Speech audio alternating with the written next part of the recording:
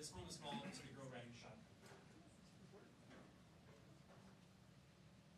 Across this home country of rednecks and ranchers, the pages of my ancestry turns back to days running barefoot over vetch and stones, when I stood much shorter, gracing the sweet grass with elbows and shoulders instead of the strained fingertips of today. Memories fled back when I least expect them, of lessons learned, love lost, childhood games and their innocence before I translated the rules and learned how to break them. The silhouettes of familiar landscapes eagerly welcome me back as if they're the tourists revisiting a boy that they knew in their youth.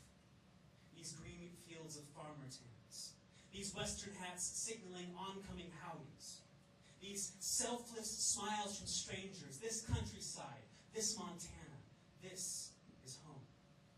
A boy I knew once lives here.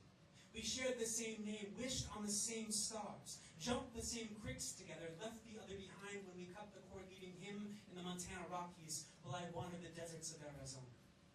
We still see each other in dreams and play tag with fawns, calves, and cubs that have yet to learn our parents play predator and prey.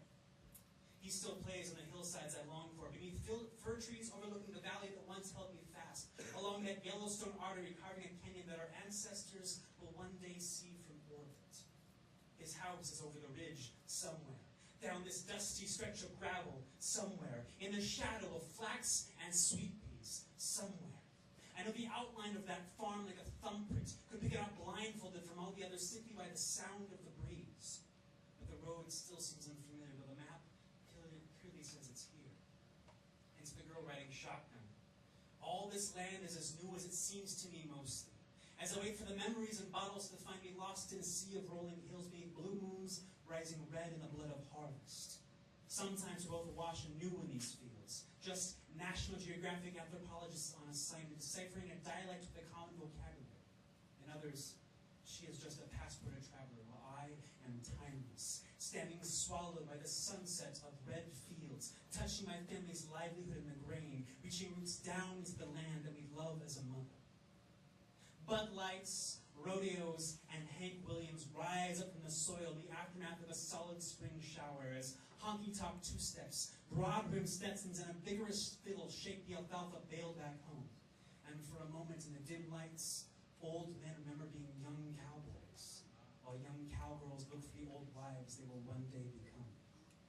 To understand Montana, you must travel it by road, knowing the distances are measured in days, not hours. And every stop is a must-see because hay bales are sometimes the only sign of human habitation. And no matter what town you visit, there's always a drink waiting for you at a bar called the Mint, where the bartenders call you hun, even if they know you by name. Lost locals and tourists like me identify themselves by family name first in the smallest towns to which your bloodlines tie you. In Montana, your family comes before the man. Here, where death and life are cyclical, we learn to converse honestly because each visit may be the last until the hereafter. Words are the ties that bind here. That boy I knew once, I see now growing up behind the wheel of every beat-up Ford pickup truck that passes us. The girl riding shotgun learns the difference between redneck and revolutionary lies in the chance taken by my parents before I could even spell the word poet.